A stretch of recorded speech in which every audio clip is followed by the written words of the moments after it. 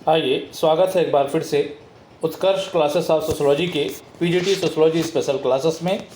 आज हम देखेंगे अभ्यास प्रश्न पत्र प्रैक्टिस क्वेश्चन पेपर का सेट 18 जो संबंधित होगा सामाजिक शोध से।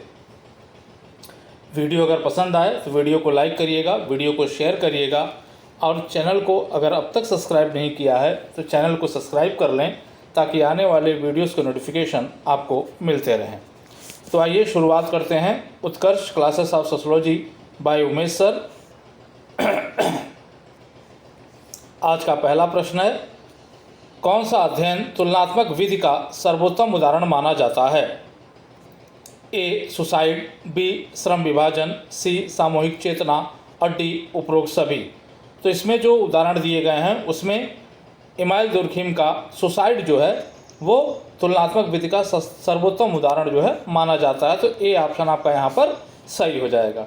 अगला देखें आप, नियमों को आधार प्रदान करने वाले तथ्यों को एकत्र कर ज्ञान तक पहुँचा जाता है। ये कहा जा रहा है कि नियमों को आधार प्रदान करने वाले तथ्यों को एकत्र कर ज्ञान तक पहुँचा जाता है। किसमें भैया? ए प्रत्यक्षवाद में, बी निगमनवाद में, सी आगमनवाद में और डी परीक्षणात्मक में। तो यहाँ पे आप देखें तो दूसरा का जो आपका उत्तर होगा वो होगा आगमनवाद। ये आगमनवाद के अंतर्गत नियमों के आधार प्रदान करने वाले तथ्यों को एकत्र कर हम ज्ञान तक पहुँचते हैं। तो सी उत्तर यहाँ पर सही होगा। अगला देखें आप, सिद्धांत का ये कहा जा रहा है कि सिद्धांत का उद्देश्य ऐसी परिकल्पना का सृजन करता है। फिर से सुन लें, सिद्धांत का उद्देश्य ऐसी प्रकल्पना का सृजन करना है जिसका परीक्षण किया जा सकता है। ए प्रत्यक्षवाद, बी निगमनवाद, सी आगमनवाद और डी परीक्षणात्मक। तो यहाँ पे आप देखें तो इसका सही उत्तर जो होगा वो होगा आपका जो है निगमनवाद। तो बी पे आप टिक यहाँ पर लगाएंगे तो ये उत्तर आपका सही हो जाएगा। अगला, निम्न में से कौन सी तर्क पद्धति विशिष्ट से सामान्य की ओर देखने को प्रेरित करती है?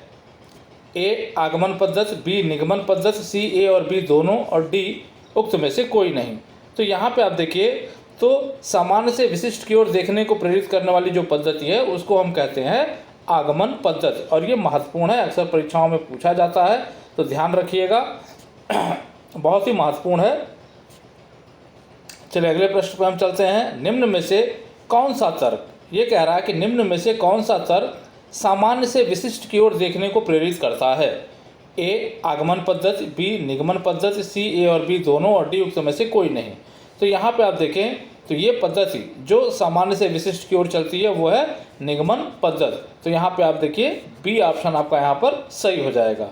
अगला देखें, निम्न में से कौन सा सही है? ये कहा जा रहा है कि निम्न में से कौन सा सही है?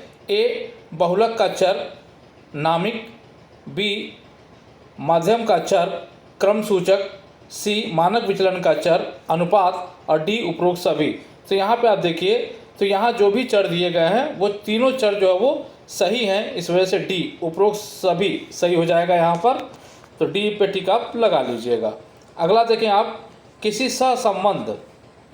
सहसंबंध के परिगणित मूल्य का 0.1 के बराबर होना क्या इंगित करता है? ए निम्न सहसंबंध, बी उच्च सहसंबंध, सी घनिष्ठ सहसंबंध और डी कोई संबंध नहीं। तो ये इंगित करता है निम्न सहसंबंध को, इस वजह से ए ऑप्शन आपका जो है सही हो जाएगा। अगला, वैज्ञानिक विधि का विशिष्ट लक्षण निम्न में से कौन सा नहीं है? ध्यान रखिएगा, ये कहा जा रहा है कि नहीं है। यहाँ आप देखें, ए विश्वसनीयता, बी वैधता, सी सहज बोध अवलोकन और डी पुनरावृत्ति। तो यहाँ पे कौन सा नहीं है भाई? तो यहाँ देखिए विश्वसनीयता तो है, वैधता तो है, पुनरावृत्ति भी है, यहाँ सहज बोध अवलोकन नहीं है, इस वजह से सी ऑप्शन आपका इसके लिए सही हो जाएगा। अगला, शून्य परिकल्पना, बहुत ही महत्वपूर्ण प्रश्न है। शून्य परिकल्पना के प्रतिपादक हैं ए रोनाल्ड फिशर, बी क्लूखोन, सी वाइट और डी बोगाडस। तो यहाँ शून्य परिकल्पना के जो प्रतिपादक हैं वो हैं रोनाल्ड फिशर। तो ए ऑप्शन आपका सही हो जाएगा और ये आपके लिए एक इम्पॉर्टेंट प्रश्न बन जाता है। अगला, निम्न में से मानक विचलन किसका मापक है? मानक विचलन किसका मापक है? ए बहुलक के इर्द गिर्द प्रकीर्णन का, बी माध्य के इर्द गिर्द प्रकीर्णन का, सी बहुलक और माध्य के इर्द गिर्द प्रकीर्णन का, और डी माध्यिका और बहुलक के इर्द गिर्द प्रकीर्णन का। तो यहाँ पे आप देखिए तो मानक विचलन का जो मापक है वो होता है माध्य के इर्द गिर्द प्रकीर्णन का। तो 10वां का जो उत्तर होगा वो आपका हो जाएगा बी, और ये इम्पॉर्टेंट है, ध्यान रखिएगा। अगला, निम्न में से कौन सी तर्क पद्धति सामान्य से विशिष्ट की ओर देखने को प्रेरित करती है? ये डबल हो गया क्वेश्चन, फिर से आप देख लें। ए आगमन पद्धति, बी निगमन पद्धति, सी ए और बी दोनों, और डी उक्त में से कोई नहीं। तो यहाँ पे आप देखें तो कौन सी पद्धति होगी समान से विशिष्ट की ओर? तो यहाँ पे आप देखें निगमन पद्धति। तो यहाँ बी ऑप्शन आपका सही हो जाएगा, इसके पहले भी आपको बताया जा चुका है। चलिए अगला प्रश्न आप देखें। निम्न में से अगस्त कॉम्टे ने वैज्ञानिक पद्धति के चरण में किसका उल्लेख नहीं किया है? ये कहा जा रहा है कि निम्न में से अगस्त कॉम्टे ने वैज्ञानिक पद्धति के चरण में किसका उल्लेख नहीं किया है?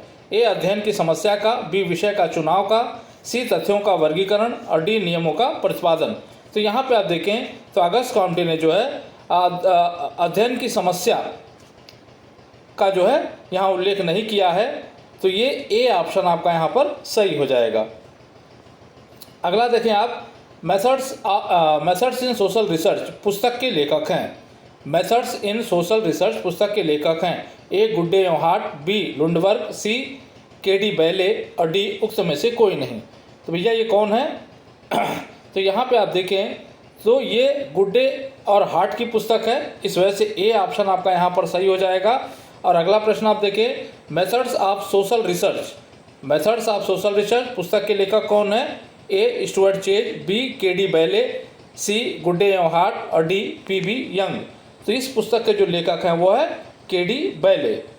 कौन है? के.डी. बैले, इस वजह से बी ऑप्शन आपका 14वां का सही हो जाएगा। अब यहाँ देखिए मेथड्स इन सोशल रिसर्च गुड्डे एंड हार्ट है, यहाँ ऑफ आ जाता है, मेथड ऑफ सोशल रिसर्च आ जाता है तो के.डी. बैले हो जाते हैं। चलिए अगला देखिए आप, नवीन ज्ञान प्राप्त। ये कहा जा रहा है कि नवीन ज्ञान प्राप्त करने के क्रमबद्ध प्रयास को निम्न में से क्या कहा जाता है? ए सिद्धांत, बी वैज्ञानिक पद्धति, सी उपकल्पना, और डी अनुसंधान। तो क्या कहा जाएगा भाई? क्रमबद्ध तरीके से ज्ञान प्राप्त करने के प्रयास को क्या कहा जाएगा? तो ये कहा जाएगा अनुसंधान। क्या कहा जाएगा? अनुसंधान। तो डी ऑप्शन आपका सही हो जाएगा। अगला, निम्न में से किस पद की गणना माध्यिका के द्वारा नहीं की जा सकती? ये कहा जा रहा है किस पद की गणना माध्यिका के द्वारा नहीं की जा सकती? ए विद्यार्थियों के द्वारा प्राप्तांक, बी कर्मचारियों का मासिक वेतन, डी गृहिणियों की मनोवृत्तियाँ, और डी किसानों की कृषि भूमि का आकार। अब यहाँ देखें तो ये जो है विद्यार्थियों का प्राप्तांक परिमाणात्मक है, कर्मचारियों का मासिक वेतन परिमाणात्मक है, किसानों की कृषि भूमि आकार ये परिमाणात्मक है, लेकिन ये गुणात्मक है। तो यहाँ पे आप देखिए गृहिणियों की मनोवृत्ति का अध्ययन जो है, अध्ययन की गणना जो है वो माध्यिका के द्वारा नहीं की जा सकती, इस वजह से सी ऑप्शन आपका जो है सही हो जाएगा। अगला देखें आप, निम्न में से विशेषता किससे संबंधित है? विशेषता किससे संबंधित है पूछा जा रहा है। ए परिमाणात्मक चर से, बी परिकल्पना से, सी गुणात्मक चर से, और डी प्रसार से। तो यहाँ पे आप देखें तो विशेषता जो है वो संबंधित है गुणात्मक चर से, तो सी ऑप्शन आपका सही हो जाएगा। अगला, द ग्रामर ऑफ साइंस पुस्तक के लेखक हैं ए जोन्स, बी बोगार्डस, सी लुंडबर्ग, और डी कार्ल पियर्सन। तो यहाँ पे आप देखें तो द ग्रामर ऑफ साइंस पुस्तक के लेखक है कार्ल पियर्सन्स, और ये महत्वपूर्ण है आपके लिए, डी ऑप्शन सही हो जाएगा। अगला, किसी क्षेत्र में एक सामाजिक सिद्धांत की जांच में संलग्न एक शोध को क्या कहते हैं? किसी सामाजिक क्षेत्र में एक सामाजिक सिद्धांत की जांच में संलग्न शोध को क्या कहते हैं? ए सैद्धांतिक शोध, बी आगमनात्मक शोध, सी निगमनात्मक शोध, और डी उक्त में से कोई नहीं। तो यहाँ पे आप देखें तो इसे कहा जाता है आगमनात्मक शोध, इस वजह से बी ऑप्शन आपका यहाँ पे सही हो जाएगा। अगला देखें, ये महत्वपूर्ण है, ध्यान रखिएगा, ये इंपॉर्टेंट के अंतर्गत है। अगला देखें आप जो है, किसी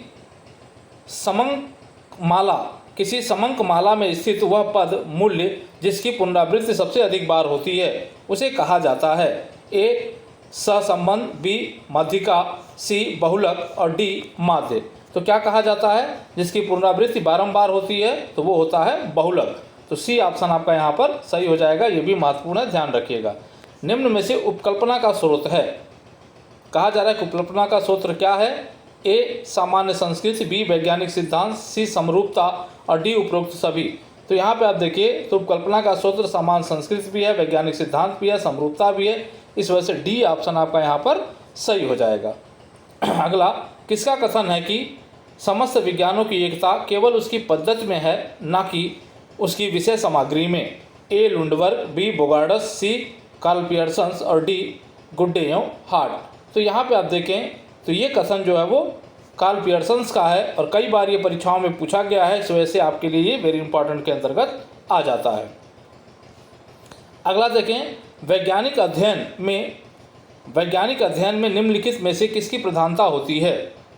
ए कल्पना की, बी तर्क की, सी दर्शन की और डी भावना की। तो भैया जब ये वैज्ञानिक अध्ययन की बात हो रही है तो प्रधानता किसकी होगी? तो तर्क की प्रधानता होती है इसमें, इस वजह से बी ऑप्शन आपका सही हो जाएगा।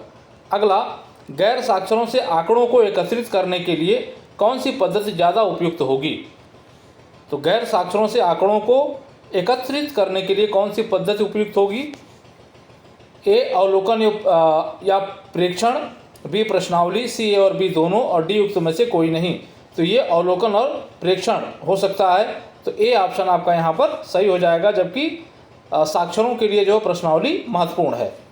चलिए अगला देखें आप, निम्न में से विभिन्न वर्गों, ये कहा जा रहा है कि निम्न में से विभिन्न वर्गों से संबंधित आंकड़ों के योग को ज्ञात करने का माध्यम है? ए सारणियन, बी रेखाचित्र, सी टैली शीट और डी आंकड़ों की केंद्रीय प्रवृत्ति।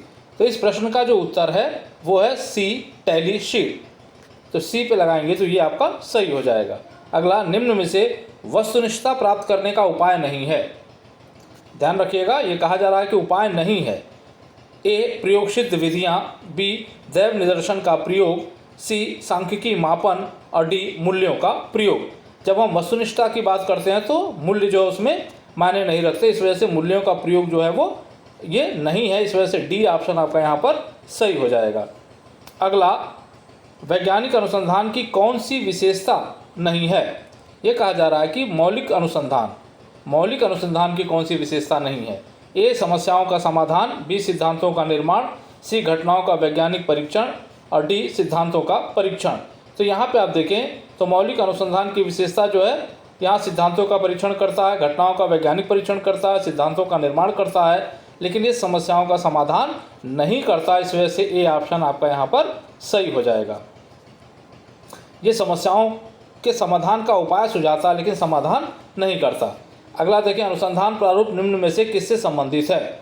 अनुसंधान प्रारूप निम्न में से किससे संबंधित है? ए अध्ययन की पद्धति का चयन, बी कार्य कारण संबंधों का स्पष्टीकरण, सी उपकल्पना के निर्माण का आधार और डी अध्ययन की संपूर्ण योजना। तो अनुसंधान प्रारूप करता क्या है भाई? तो यहाँ पे आप देखें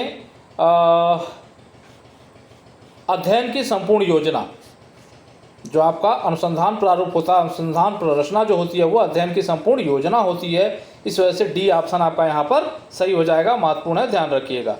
अगला देखें आप, सामाजिक अनुसंधान का एक महत्वपूर्ण उद्देश्य सामाजिक घटनाओं के डैश संबंध को ज्ञात करना है।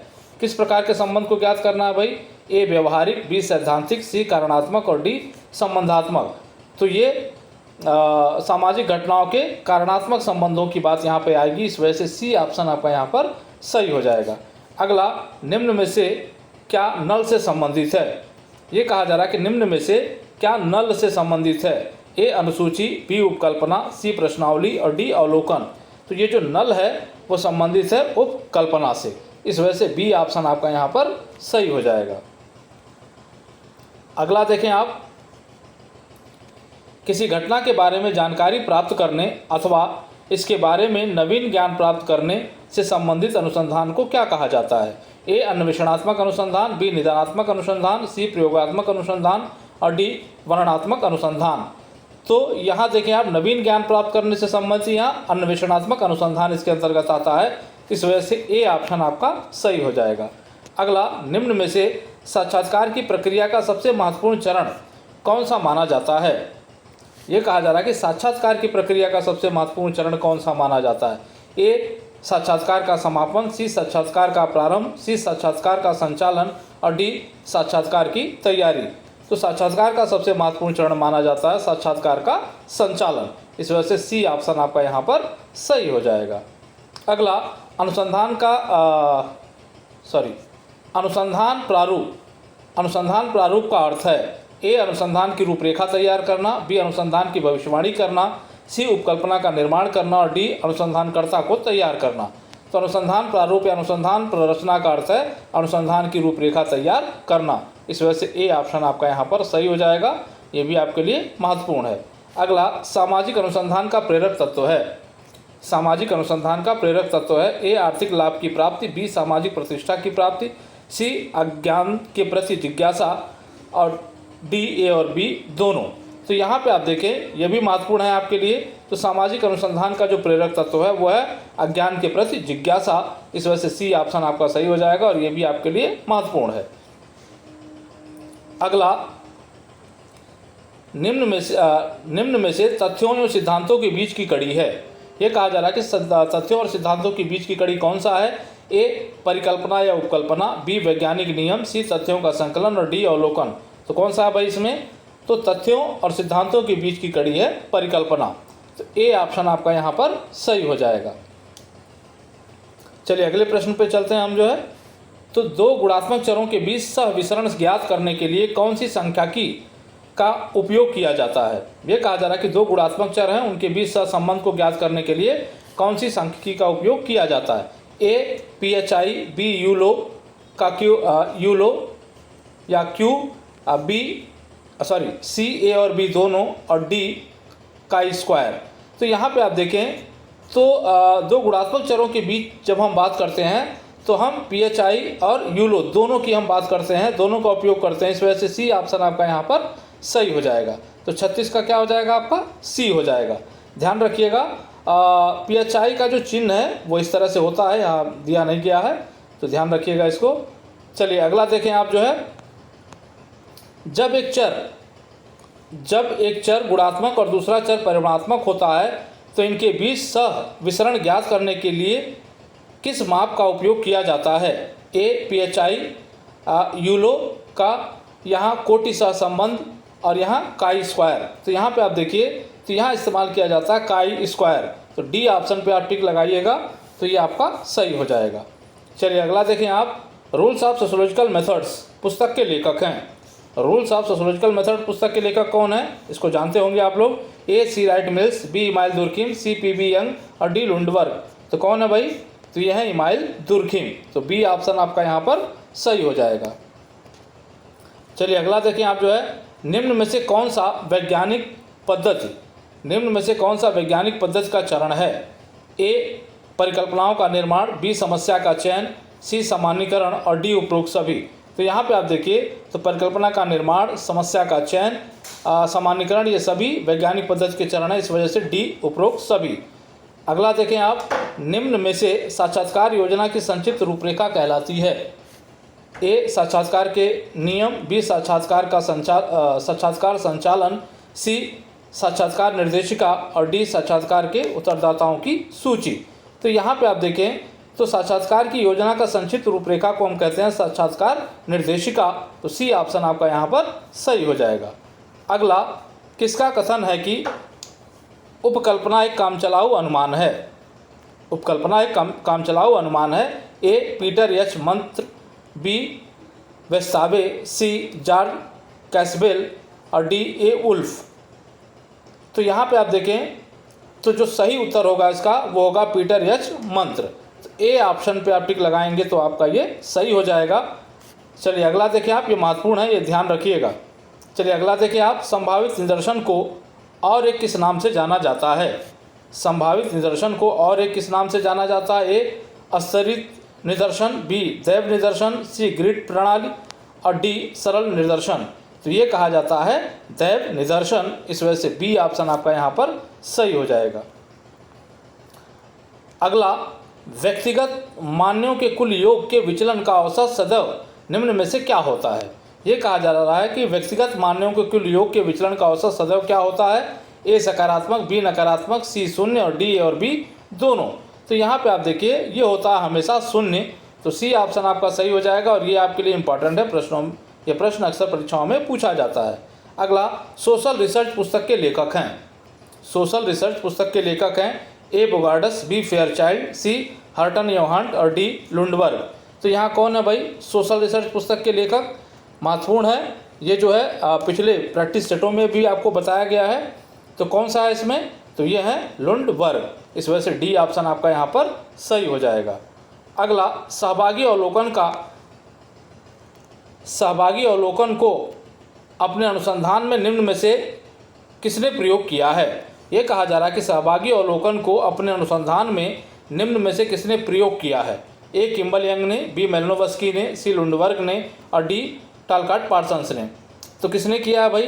तो यहाँ पे आप देखें तो ये किया गया है मेलनोवस्की के द्वारा सहभागी अवलोकन के अनुसंधान पद्धति का प्रयोग। इस वजह से बी ऑप्शन आपका यहाँ पर सही हो जाएगा और ये आपका महत्वपूर्ण है।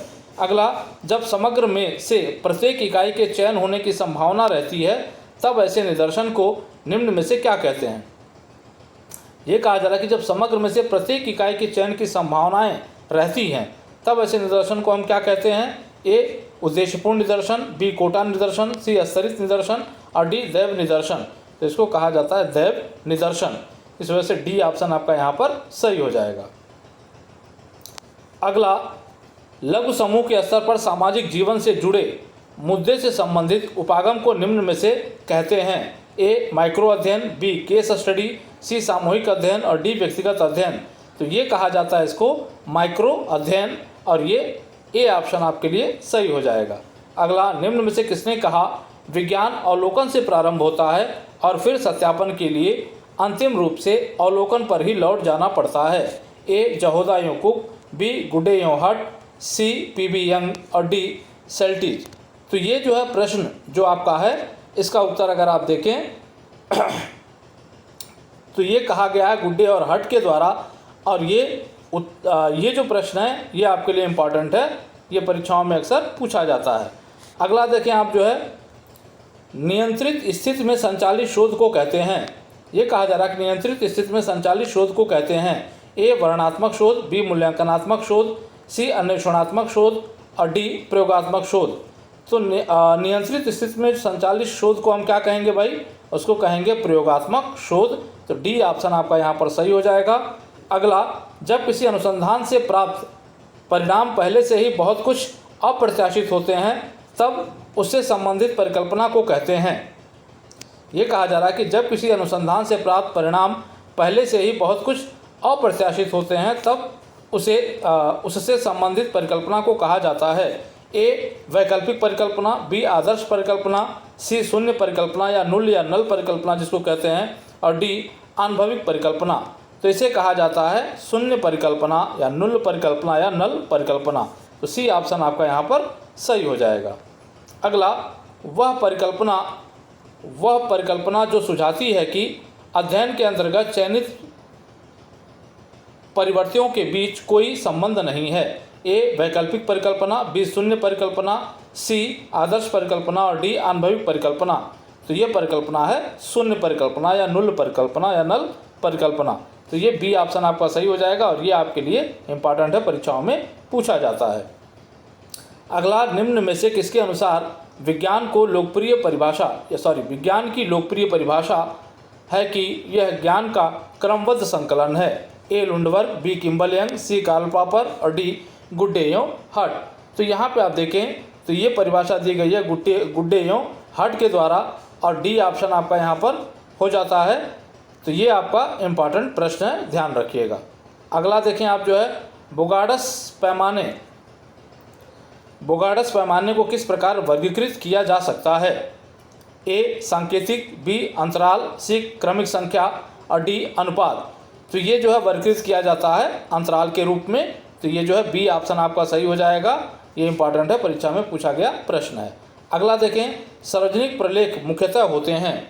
ये कहा जा रहा है कि सार्वजनिक प्रलेख मुख्यतः होते हैं ए प्रकाशित, बी अप्रकाशित, सी ए और बी दोनों और डी निरीक्षित।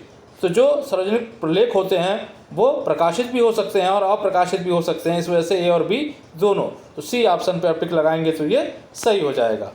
अगला, वैज्ञानिक अनुसंधान की शास्त्रीय पद्धति निम्न में से किसे माना जाता है? ए अनुसूची को, बी प्रश्नावली को, सी अवलोकन को और डी साक्षात्कार को। तो किसको माना जाता है भाई? तो ये माना जाता है अवलोकन को। इस वजह से सी ऑप्शन आपका सही हो जाएगा और ये आपके लिए इम्पॉर्टेंट है 55 का सी। अगला आप देखें, research methods in social relations पुस्तक के लेखक हैं। बहुत ही महत्वपूर्ण पुस्तक, कई बार परीक्षाओं में रिपीट की जा चुकी है। Research methods in social relations पुस्तक के लेखक हैं ए सेल्टिज, जहोदा एवं अन्य, बी पी यंग, सी जॉर्ज लुंडबर्ग और डी C.W. मिल्स। इसको पक्का है, आप लोग जानते होंगे, और वह है सेल्टिज और जहोदा एवं अन्य।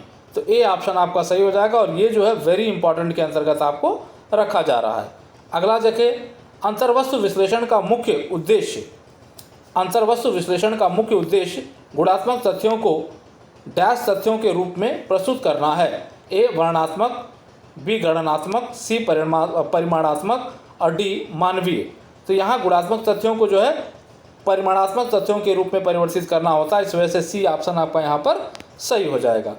अगला देखें आप, जो है प्रश्नों की वह सूची जिसमें अनुसंधानकर्ता प्रश्नों का उत्तर स्वयं भरता है, क्या कहलाती है? ध्यान रखिएगा, प्रश्नों की वह सूची जिसमें अनुसंधानकर्ता प्रश्नों का उत्तर स्वयं भरता है। ए प्रश्नावली, बी अवलोकन, सी साक्षात्कार अनुसूची और डी साक्षात्कार निर्देशिका। तो ये होगा साक्षात्कार अनुसूची। इस वजह से सी ऑप्शन आपका सही हो जाएगा। प्रश्नावली में उत्तरदाता भरता है, साक्षात्कार अनुसूची में अनुसंधानकर्ता स्वयं भरता है। चलिए अगला देखें आप, सहभागी अवलोकन शब्द का प्रयोग निम्न में से सर्वप्रथम किसने किया? सहभागी अवलोकन शब्द का प्रयोग सर्वप्रथम किसने किया? ए स्टुअर्ट चेज, बी मोजर, सी न्यूमेयर और डी लिंडमैन। तो किसने किया है भाई? तो यहाँ पे आप देखें तो सबसे पहले सहभागी अवलोकन शब्द का प्रयोग किया गया था लिंडमैन के द्वारा। इस वजह से डी ऑप्शन आपका सही हो जाएगा और ये आपके लिए इम्पॉर्टेंट है। अगला, निम्न में से सामाजिक अनुसंधान के प्रेरक तत्व हैं। ए डिग्री की प्राप्ति, बी प्रतिष्ठा की प्राप्ति, सी अज्ञानता के प्रति जिज्ञासा और डी धन की प्राप्ति। तो यहाँ पे आप देखें तो सामाजिक अनुसंधान का प्रेरक तत्व है अज्ञानता के प्रति जिज्ञासा। इस वजह से सी ऑप्शन आपका यहाँ पर सही हो जाएगा। इसी प्रकार का प्रश्न एक और ऊपर पूछा गया था। अगला, निम्न में से किसने कहा, मैंने सहभागी के रूप में शोध आरंभ किया और जैसे ही मैं समुदाय में स्वीकार हो गया, मैं स्वयं को गैर प्रेक्षक सहभागी बनता पाया। ए वाइट, बी मैलिनोवस्की, सी इमाइल दुर्खिम और डी हर्बर्ट स्पेंसर। तो ये कथन जो है वो है वाइट का। इस वजह से ए ऑप्शन आपका यहाँ पर सही हो जाएगा। ये भी इम्पॉर्टेंट में रखिए, पूछा जा सकता है। अगला देखें आप, सामाजिक शोध के लिए अध्ययनकर्ता का दृष्टिकोण किस तरह का होना चाहिए? ए कर्तव्यनिष्ठ होना चाहिए, बी व्यक्तिनिष्ठ होना चाहिए, सी वस्तुनिष्ठ होना चाहिए और डी उक्त में से कोई नहीं। तो अध्ययनकर्ता का जो दृष्टिकोण होना चाहिए वो होना चाहिए वस्तुनिष्ठ। तो सी ऑप्शन आपका यहाँ पर सही हो जाएगा। चलिए अगले प्रश्न पे बढ़ते हैं हम लोग। जो है निम्न में से कौन सा एक व्यक्तिगत अध्ययन में सूचनाएं प्राप्त करने का द्वितीयक स्रोत है? व्यक्तिगत अध्ययन में सूचनाएं प्राप्त करने का द्वितीयक स्रोत पूछा जा रहा है। ए व्यक्तिगत डायरी, बी अवलोकन, सी साक्षात्कार और डी अनुसूची। तो इसमें क्या है भाई? अवलोकन है, साक्षात्कार है, अनुसूची है। तो द्वितीयक स्रोत तो यह है नहीं। तो व्यक्तिगत डायरी जो है 63 की अगर हम बात करें तो व्यक्तिगत डायरी जो है ये द्वितीयक स्रोत है। तो यहाँ ए ऑप्शन सही हो जाएगा। बाकी ये सब प्राथमिक स्रोत हैं, अवलोकन, साक्षात्कार, अनुसूची, ये प्राथमिक स्रोत हैं। तो इस पर ध्यान रखिएगा, महत्वपूर्ण हो सकता है। अगला देखें, केंद्रीय साक्षात्कार का प्रयोग निम्न में से किस समाजशास्त्री ने सर्वप्रथम किया था? केंद्रीय साक्षात्कार का प्रयोग A Max Weber, B Malinowski, C Robert K Merton और डी इमाइल दुर्खिम। तो ये जो प्रयोग किया गया था ये किया गया था रॉबर्ट के मर्टन के द्वारा। इस वजह से सी ऑप्शन आपका सही हो जाएगा। अगला देखें, निम्न में से कौन सा एक औसत का माप गुणात्मक आंकड़ों पर लागू किया जा सकता है? ये कहा जा रहा है कि निम्न में से कौन सा एक माप गुणात्मक आंकड़ों पर लागू किया जा सकता है? ए माध्य, बी माध्यिका, सी ज्यामितीय माध्य और डी बहुलक। तो क्या लागू किया जा सकता है भाई? तो यहाँ पे आप देखिए तो बहुलक को लागू किया जा सकता है। इस वजह से डी ऑप्शन आपका यहाँ पर सही हो जाएगा। ये इंपॉर्टेंट हो सकता है। अगला, समाजशास्त्रीय शोध में प्रयोगात्मक प्रारूप के अग्रणी एवं आधिकारिक व्याख्याता माने जाते हैं। ये कहा जा रहा है कि समाजशास्त्रीय शोध में प्रयोगात्मक प्रारूप के अग्रणी एवं आधिकारिक व्याख्याता माने जाते हैं।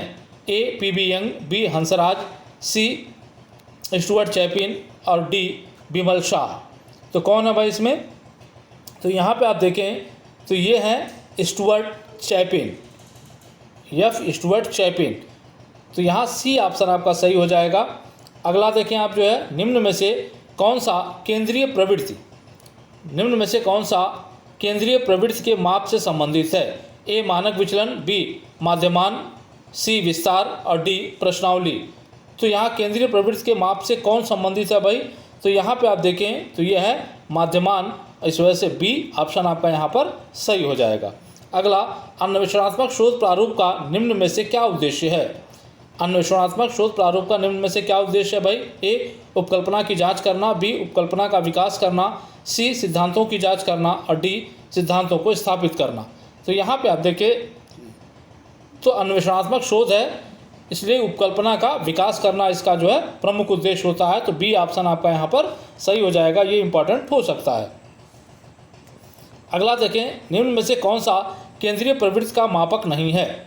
ये कहा जा रहा है कि निम्न में से कौन सा केंद्रीय प्रवृत्ति का मापक नहीं है? ए माध्य, बी माध्यिका, सी बहुलक और डी काई स्क्वायर। तो यहाँ पे आप देखें तो जो डी है काई स्क्वायर, ये जो है केंद्रीय प्रवृत्ति का मापक नहीं है। तो डी ऑप्शन आपका यहाँ पर सही हो जाएगा, बाकी सब हैं। अगला, वैज्ञानिक विधि का विशिष्ट लक्षण निम्न में से कौन सा नहीं है? ये कहा जा रहा है कि वैज्ञानिक विधि का विशिष्ट लक्षण निम्न में से कौन सा नहीं है? ए वैधता, बी विश्वसनीयता, सी वस्तुनिष्ठता और डी सहज बोध अवलोकन। तो वैज्ञानिक विधि का विशिष्ट लक्षण निम्नलिखित में से कौन सा नहीं है? तो यह सहज बोध अवलोकन। तो 70 का आपका क्या सही हो जाएगा? डी। ये भी प्रश्न दोहराया गया, लेकिन प्रश्नों में कुछ अंतर है, ध्यान रखिएगा। विकल्पों पर अंतर हो सकता है, इसीलिए जो है रखा गया है। अगला देखें, निम्न में से कौन सा एक व्यक्तिगत पद्धति से संबंधित सूचनाओं का प्राथमिक स्रोत है? ये कहा जा रहा है कि निम्न में से कौन सा एक व्यक्तिगत पद्धति से संबंधित सूचनाओं का प्राथमिक स्रोत है? ए व्यक्तिगत डायरी, बी समाचार पत्र एवं पत्रिकाएं, सी अवलोकन और डी जीवन इतिहास। तो प्राथमिक स्रोत की बात की जा रही है तो वो अवलोकन होगा, इस वजह से सी ऑप्शन आपका यहाँ सही हो जाएगा। अगला देखें आप, पहले के और बाद के अवलोकन निम्न में से किससे जुड़े अध्ययनों में किए जाते हैं? पहले के और बाद के अवलोकन पूछा जा रहा है। ए निजनात्मक, बी प्रयोगात्मक, सी अन्वेषणात्मक और डी ऐतिहासिक। तो किस में किया जाता है भाई? तो ये किया जाता है प्रयोगात्मक में, इस वजह से बी ऑप्शन आपका यहाँ पर सही हो जाएगा। चलिए अगले प्रश्न की तरफ चलते हैं। अध्ययन विषय से संबंधित शोध कार्य की एक प्रस्तावित और व्यवस्थित रूपरेखा कहलाती है। ये कहा जा रहा है कि अध्ययन विषय से संबंधित शोध कार्य की एक प्रस्तावित और व्यवस्थित रूपरेखा कहलाती है। ए सामाजिक अनुसंधान, बी समस्या का चयन, सी अनुसंधान प्रारूप या प्ररचना और डी अनुसंधान पद्धति। तो ये कहलाती है अनुसंधान प्रारूप या अनुसंधान प्ररचना। तो सी ऑप्शन आपका यहाँ पे सही हो जाएगा और ये आपके लिए इम्पॉर्टेंट है। अगला, अनुसंधानकर्ता अनुसंधान की जो पूरी योजना तैयार करता है उसे हम कहते हैं। ए सामाजिक अनुसंधान, बी समस्या का चयन, सी अनुसंधान प्रारूप या प्ररचना और डी अनुसंधान पद्धति। जो पूरी योजना तैयार की जाती है उसको अनुसंधान प्रारूप या प्ररचना कहते हैं, जिसको हम सी को सही मानेंगे। तो 74 का आपका सी हो गया। चलिए अगला देखें आप जो है, निम्न में से कौन सा एक प्रारंभिक सामान्यीकरण है? ए प्रतिवेदन लेखन, बी समस्या का चयन, सी तथ्यों का संकलन और डी उपकल्पना। ये कहा जा रहा है कि प्रारंभिक सामान्यीकरण कौन सा है? तो यहाँ प्रारंभिक जो सामान्यीकरण होगा वो होगा उपकल्पना, जिसकी हम जांच करते हैं। तो डी ऑप्शन आपका सही हो जाएगा और ये आपके लिए इम्पॉर्टेंट है। अगला, सर्वेक्षण शोध का संस्थापक जनक किसे माना जाता है? सर्वेक्षण शोध का संस्थापक जनक किसे माना जाता है? ए Robert K Merton, B William J गुडे, सी चार्ल्स बूथ और डी पॉल क्रेसी। तो यहाँ जो है ये महत्वपूर्ण है और ये है चार्ल्स बूथ। तो 76 का आप किस पे लगाएंगे? सी पे। और ये वेरी इंपॉर्टेंट के अंतर्गत ये पूछा जा सकता है आपसे। अगला, सामाजिक शोध का प्रथम चरण है। ये कहा जा रहा है कि सामाजिक शोध का प्रथम चरण कौन सा है? ए समस्या का प्रतिपादन, बी उपकल्पना, सी सामान्यीकरण और डी तथ्यों का संकलन। तो सामाजिक शोध का जो प्रथम चरण होता है वो होता है समस्या का प्रतिपादन। तो ए ऑप्शन आपका यहाँ पर सही हो जाएगा और ये इम्पॉर्टेंट है। अगला, जब एक अनुसंधानकर्ता तटस्थ रूप से घटनाओं का अवलोकन करता है तब इसे कहा जाता है ए सहभागी अवलोकन, बी नियंत्रित अवलोकन, सी असहभागी अवलोकन और डी अर्ध सहभागी अवलोकन। क्या कहा जाता है? तो यहाँ पे आप देखिए तटस्थ रूप से क्या करता है, घटनाओं का अवलोकन करता है, तब उसे क्या कहा जाता है? तो उसको कहा जाता है असहभागी अवलोकन। तो सी ऑप्शन आपका यहाँ पर सही हो जाएगा। चलिए अगला देखें आप, लिपिबद्ध मानव विचारों जैसे पुस्तकें, वेबसाइट्स, चित्रों, कानूनों आदि के अध्ययन को निम्न में से कहा जाता है ए विषय वस्तु विश्लेषण, बी पुस्तकीय दृष्टिकोण, सी निर्जाति वर्णन और डी लक्षण विषयक। तो क्या कहा जाता है भाई? तो इसको कहा जाता है विषय वस्तु विश्लेषण। तो ए ऑप्शन आपका यहाँ पर सही हो जाएगा। अगला, सुव्यवस्थित रूप से संबंधित तथ्यों को निम्न में से क्या कहा जाता है? सुव्यवस्थित रूप से तथ्यों को संबंधित तथ्यों को निम्न में से क्या कहा जाता है? ए सर्वेक्षण, बी शोध, सी अनुसंधान और डी सिद्धांत। क्या कहा जा रहा है? सुव्यवस्थित रूप से संबंधित तथ्यों को क्या कहा जाता है भाई? उसको कहा जाता है सिद्धांत। इस वजह से डी ऑप्शन आपका यहाँ पर सही हो जाएगा। चलिए अगला देखें आप, निम्न में से एक अच्छे प्रतिदर्श या सैंपल की अति आवश्यक विशेषता क्या है? ए बृहद आकार, बी लघु आकार, सी प्रतिनिधिकता और डी चयन में आसानी। तो यहाँ अच्छे प्रतिदर्श का जो अति आवश्यक विशेषता है वह है प्रतिनिधिकता। इसका मतलब कि उसका वो अपने द्वारा अधिकतम प्रतिनिधित्व कर सके। अगला देखें, एक शून्य परिकल्पना बताती है कि दो चरों के बीच संबंध है। कैसे हैं भाई? घनिष्ठ हैं, सशर्त हैं, ससंगत हैं और आंशिक हैं। तो यहाँ देखें ससंगत नहीं, असंगत है यहाँ पे सी वाला। तो ये अब यहाँ पे देखें, ये कहा जा रहा है कि शून्य परिकल्पना ये बताती है कि दो चरों के बीच संबंध घनिष्ठ हैं, सशर्त हैं, असंगत हैं और आंशिक हैं। तो ये बताती है सी असंगत है। तो सी ऑप्शन पे आप टिक लगाइएगा। अगला देखें आप, किसके अनुसार प्रयोग नियंत्रित दशा में अवलोकन है?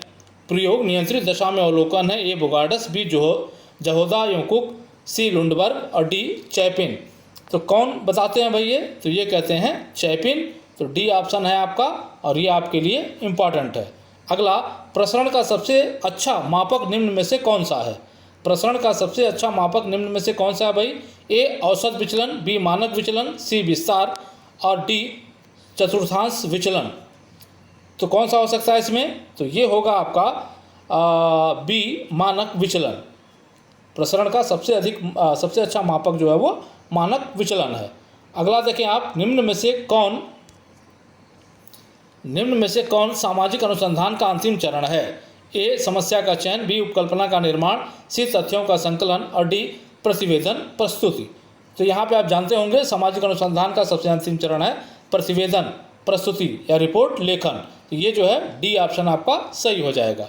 अगला, अवलोकन, साक्षात्कार, अनुसूची निम्न में से किन तथ्यों के संकलन की महत्वपूर्ण विधि है? ए प्राथमिक, बी द्वितीयक, सी तृतीयक और डी उपरोक्त सभी।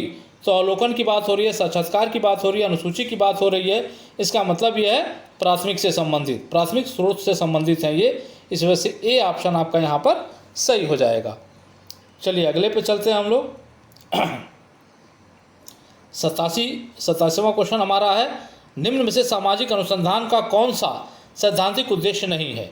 ए ज्ञान में वृद्धि करना, बी भविष्यवाणी करना, सी नियोजित परिवर्तन करना और डी तथ्यों को स्पष्ट करना। तो सामाजिक अनुसंधान का सैद्धांतिक उद्देश्य नहीं है नियोजित परिवर्तन करना। इस वजह से सी ऑप्शन आपका यहाँ पर सही हो जाएगा। अगला, सामाजिक अनुसंधान कहा जा रहा है कि सामाजिक अनुसंधान का एक प्रमुख कार्य प्राप्त तथ्यों के आधार पर किसकी प्रामाणिकता को सत्यापित करना होता है? ए सामाजिक सिद्धांतों का, बी सामाजिक संबंधों का, सी अनुसंधान प्रारूप का और डी परिकल्पना या उपकल्पना का।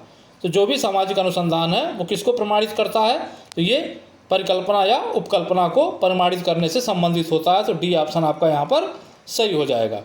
अगला, प्राकृतिक घटनाओं के विपरीत प्रकार की घटनाओं को किस नाम से जाना जाता है? ए सांस्कृतिक घटनाएं, बी वैज्ञानिक घटनाएं, सी सामाजिक घटनाएं और डी आर्थिक घटनाएं। तो प्राकृतिक घटनाओं के विपरीत जो घटनाएं जानी जाती हैं वो जानी जाती हैं सामाजिक घटनाएं। तो सी ऑप्शन आपका यहाँ पर सही हो जाएगा। चलिए अगला देखें आप, सहसंबंध गुणांक निम्न में से किन दो चरों के बीच संबंध को मापता है?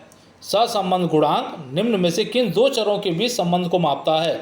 ए दोनों गुणात्मक चर, बी दोनों मात्रात्मक चर, सी दो से अधिक गुणात्मक चर और डी एक गुणात्मक और एक मात्रात्मक चर। तो किसके बीच करता है भाई? तो दो मात्रात्मक चरों के बीच सहसंबंध गुणांक जो है वो मापता है। तो ये जो है बी ऑप्शन आपका यहाँ पर सही हो जाएगा। दो मात्रात्मक चरों के बीच संबंधित होता है सहसंबंध गुणांक। चलिए अगला देखें आप, जो है नवीन ज्ञान प्राप्त करने, ये कहा जा रहा है कि नवीन ज्ञान प्राप्त करने के क्रमबद्ध प्रयास को क्या कहा जाता है? ए प्रयोग, बी प्रत्यक्ष स्रोत, सी अनुसंधान और डी उपकल्पना। तो इसको कहा जाता है अनुसंधान। तो सी ऑप्शन आपका यहाँ पर सही हो जाएगा। अगला, एक विशेष विषय का गहन अवलोकन करके उसे तार्किक और वैज्ञानिक रूप देने को निम्न में से क्या कहा जाता है? ये कहा जा रहा है कि एक विशेष विषय का गहन अवलोकन करके उसे तार्किक और वैज्ञानिक रूप देने को निम्न में से क्या कहा जाता है? ए समस्या का सूत्रीकरण, बी तथ्य संकलन, सी अनुसंधान प्रारूप और डी उपकल्पना का निर्माण। तो इसको कहा जाता है समस्या का सूत्रीकरण। तो ए ऑप्शन आपका यहाँ पर सही हो जाएगा। अगला, प्रकाशित पुस्तकों से एकत्रित किए गए आंकड़े कहलाते हैं। जो प्रकाशित पुस्तकें हैं उनसे एकत्रित किए गए आंकड़े क्या कहलाते हैं? प्राथमिक आंकड़े, द्वितीयक आंकड़े, सी तृतीयक आंकड़े और डी उपरोक्त सभी। तो यहाँ पे आप देखें तो इसको जो प्रकाशित पुस्तकों से जो आंकड़े एकत्रित किए जाते हैं उसको कहा जाता है द्वितीयक आंकड़े। इस वजह से बी ऑप्शन आपका यहाँ पर सही हो जाएगा। अगला, scientific social survey and research पुस्तक के लेखक हैं। बहुत ही महत्वपूर्ण पुस्तक है, परीक्षा में पूछी जा सकती है। Scientific social survey and research पुस्तक के लेखक हैं ए पी.बी. यंग, बी लुंडबर्ग, सी कोहन और डी फेयरचाइल्ड। तो यहाँ पे आप देखें तो इस पुस्तक के जो लेखक हैं वह हैं किम्बल यंग। इस वजह से ए ऑप्शन आपका यहाँ पर सही हो जाएगा। चलिए अगले प्रश्न की तरफ बढ़ते हैं।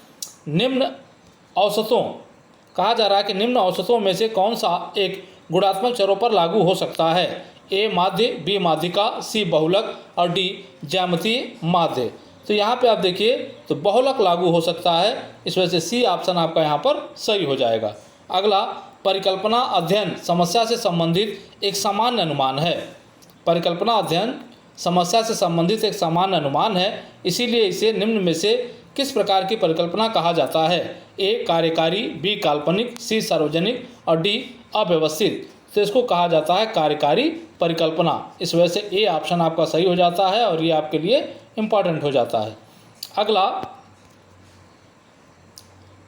उस काल्पनिक प्रस्तावना को क्या कहा जाता है जिसकी अनुसंधान द्वारा जांच करना अभी शेष है? ए सिद्धांत, बी अनुसंधान, सी तथ्य और डी उपकल्पना। तो किसकी जांच की जाती है भाई? तो वो उपकल्पना की जांच की जाती है। इस वजह से डी ऑप्शन आपका यहाँ पर सही हो जाएगा। अगला, survey method in social investigations, surveys methods in social investigation पुस्तक के लेखक कौन हैं? A Ackoff, B Fisher, C George Lundberg और डी मोजर। तो कौन है भाई? तो यहाँ पे इस पुस्तक के लेखक हैं मोजर। तो डी ऑप्शन आपका सही हो जाएगा और ये आपके लिए इम्पॉर्टेंट हो जाएगा। अगला देखें आप, जो है किसी सामाजिक अध्ययन में कौन सा एक आवश्यक है? किसी सामाजिक अध्ययन में कौन सा एक आवश्यक है? ए दिन प्रतिदिन भ्रमण, बी अध्ययन क्षेत्र और विदर्श, सी वाटिका और बगीचे, सी नदी क्षेत्र का दौरा। तो सामाजिक अध्ययन के लिए ज़रूरी है अध्ययन क्षेत्र और विदर्श। इस वजह से बी ऑप्शन आपका यहाँ पर सही हो जाएगा। अगला, निम्न में से वस्तुनिष्ठता क्या है? निम्न में से वस्तुनिष्ठता क्या है? ए अध्ययन का सामाजिक तरीका, बी वस्तुनिष्ठ तथ्यों का संकलन, सी अध्ययन का वैज्ञानिक तरीका और डी अनुसंधानकर्ता की मनोवृत्ति। तो वस्तुनिष्ठता क्या है? तो अध्ययन का वैज्ञानिक तरीका या अध्ययन की वैज्ञानिक विधि। तो सी ऑप्शन आपका यहाँ पर सही हो जाएगा।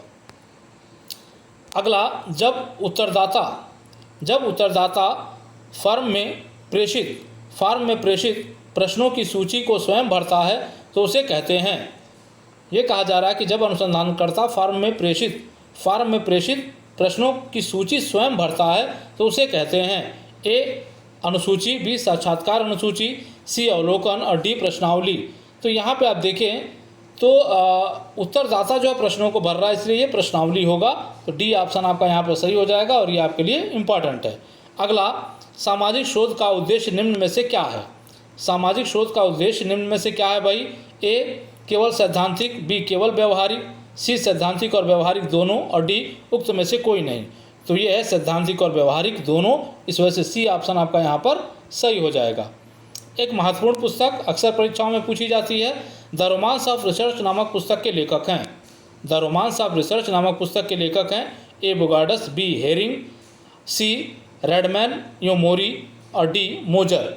तो यहाँ पे आप देखिए, तो द रोमांस ऑफ रिसर्च पुस्तक के लेखक है रेडमैन यो मोरी, इस वजह से सी ऑप्शन आपका सही हो जाएगा और ये आपका वेरी इंपॉर्टेंट के अंतर्गत रखा जा रहा है। अगला, शोध में मूल्य तटस्थता का अर्थ है ए अनुभव सिद्ध ज्ञान की प्राप्ति, बी मूल्य रहित वैज्ञानिक अध्ययन, सी मूल्य सहित वैज्ञानिक अध्ययन और डी अवलोकन पर आधारित ज्ञान। तो यहाँ पे आप देखें, शोध में मूल्य तटस्थता का अर्थ होता है मूल्य रहित वैज्ञानिक अध्ययन। तो बी ऑप्शन आपका यहाँ पर सही हो जाएगा। तो 104 का बी पे आप टिक लगाइएगा। अगला देखें आप जो है वैज्ञानिक अध्ययन, ये कहा जा रहा है कि वैज्ञानिक अध्ययन में निम्नलिखित में से किसकी प्रधानता होती है? ए कल्पना की, बी तर्क की, सी दर्शन की और डी भावना की। तो वैज्ञानिक अध्ययन में प्रधानता होती है तर्क की, ये भी आपका जो है संभवतः दोहरा दिया गया है। तो बी ऑप्शन आपका यहाँ पर सही हो जाएगा। तो बी पे आप टिक लगाइएगा। चलिए ठीक है, अगला प्रश्न हम देखते हैं। ऐतिहासिक शोध की एक पद्धति जिसमें जीवित व्यक्तियों की स्मृतियों का संग्रह किया जाता है को निम्न में से कहा जाता है। ये कहा जा रहा है कि ऐतिहासिक शोध की एक पद्धति जिसमें जीवित व्यक्तियों की स्मृतियों का संग्रह किया जाता है को निम्न में से कहा जाता है। ए वस्तुनिष्ठ विश्लेषण, बी व्यक्तिगत अध्ययन, सी निर्जाति वर्णन और डी मौखिक इतिहास। तो क्या कहा जाता है भाई? तो इसको कहा जाता है मौखिक इतिहास। क्या कहा जाता है? मौखिक इतिहास। तो डी ऑप्शन आपका यहाँ पर सही हो जाएगा। अगला देखें आप, जनगणना निम्नलिखित में से किस प्रकार के शोध का उदाहरण है? ए व्याख्यात्मक शोध, बी अन्वेषणात्मक शोध, सी विवरणात्मक शोध और डी निदानात्मक शोध। तो यहाँ पे आप देखें, तो जनगणना जो है वो विवरणात्मक शोध का उदाहरण है, इस वजह से सी ऑप्शन आपका यहाँ पर सही हो जाएगा। अगला, किसी दूसरे के शोध लेख या पुस्तक के किसी अंश को शोधकर्ता द्वारा अपनी कृति के रूप में प्रस्तुत करना कहलाता है।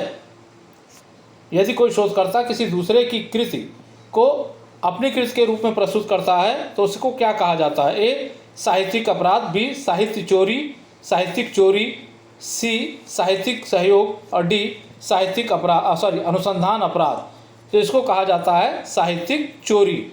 इस वजह से यहाँ आप देखें तो बी ऑप्शन आपका यहाँ पर सही हो जाता है। अगला देखें आप जो है, किसी अनुसंधान के निर्णयों को दोहराने की योग्यता को क्या कहा जाता है? कहा जा रहा है किसी अनुसंधान के निर्णयों को दोहराने की योग्यता को क्या कहा जाता है? ए जवाबदेही, बी चमत्कारिता, सी वैधता और डी विश्वसनीयता। तो निर्णयों को दोहराने, किसी अनुसंधान के निर्णयों को दोहराने की योग्यता को क्या कहा जाता है? उसको कहा जाता है वैधता। तो सी ऑप्शन आपका यहाँ पर सही हो जाएगा और ये महत्वपूर्ण है, पूछा जा सकता है। ध्यान रखिएगा, दो प्रश्न एक साथ रखे गए हैं, अंतर समझ लीजिएगा। जब एक ही वस्तु पर एक विशेष तकनीक को बारंबार प्रयुक्त करके एक ही परिणाम निकलता है तो उसे कहा जाता है इसकी ए वैधता, बी व्यक्तिपरकता, सी जवाबदेही और डी विश्वसनीयता। तो यहाँ पे उत्तर हो जाता है डी विश्वसनीयता। इसका मतलब है कि एक ही वैज्ञानिक पद्धति के द्वारा जब किसी एक ही वस्तु पर बार बार प्रयोग किया जाता है और बार बार वही उत्तर निकल के आता है, बार बार वही समीकरण निकल के आता है, तो उसको हम कहते हैं विश्वसनीयता।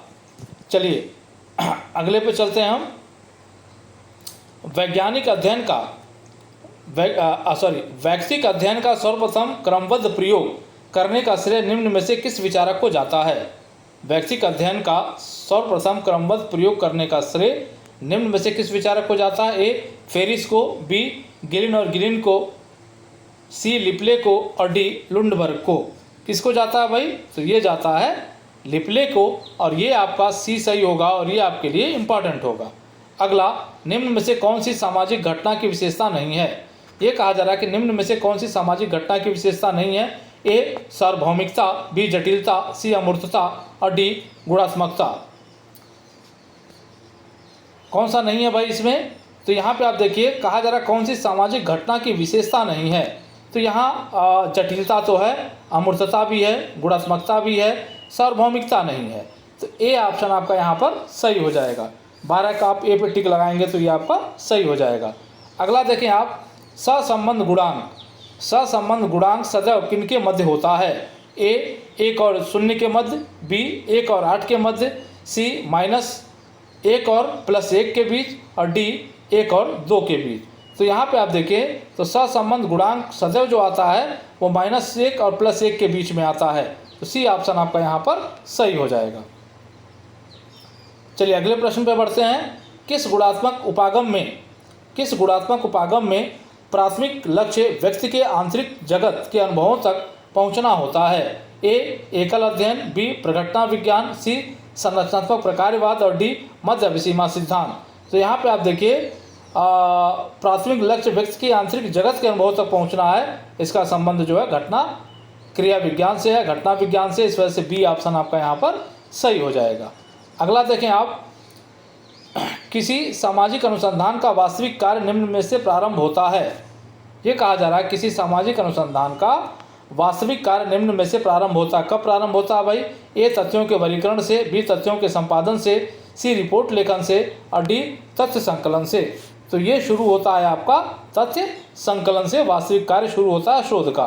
तो डी ऑप्शन आपका यहाँ पर सही हो जाता है। अगला, निम्न में से परास तथा विस्तार क्षेत्र का मापक है।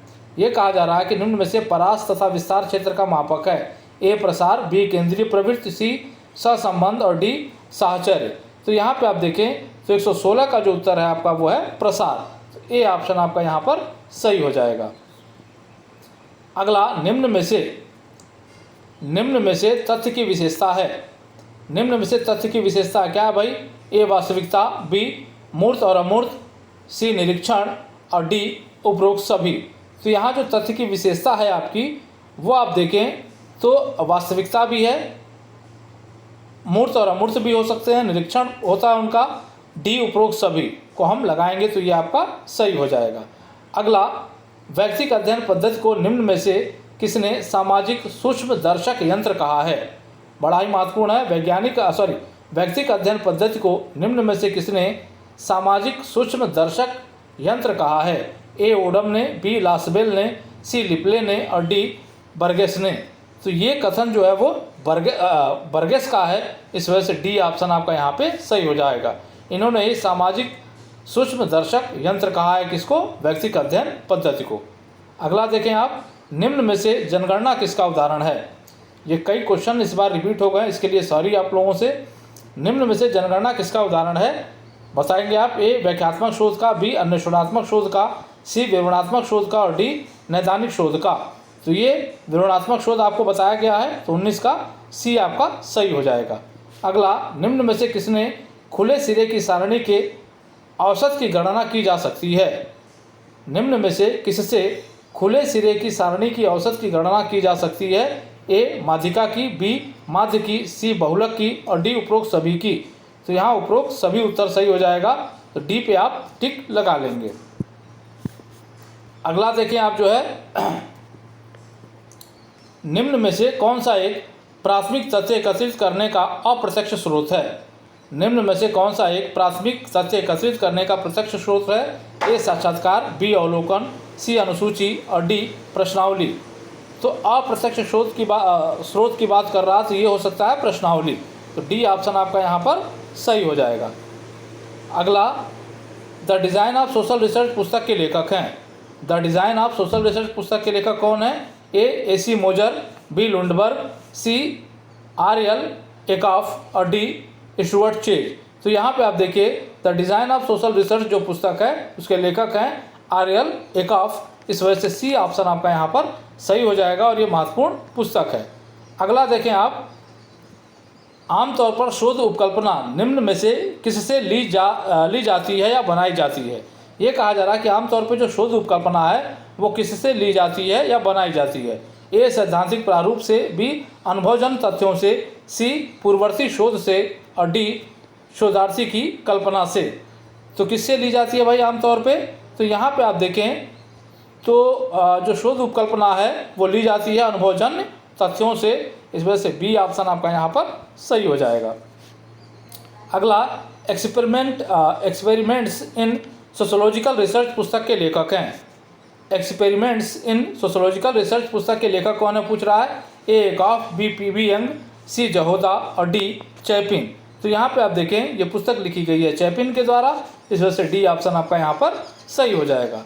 अगला, निम्न में से ये कहा जा रहा है कि निम्न में से सादृश्यता किसका स्रोत है?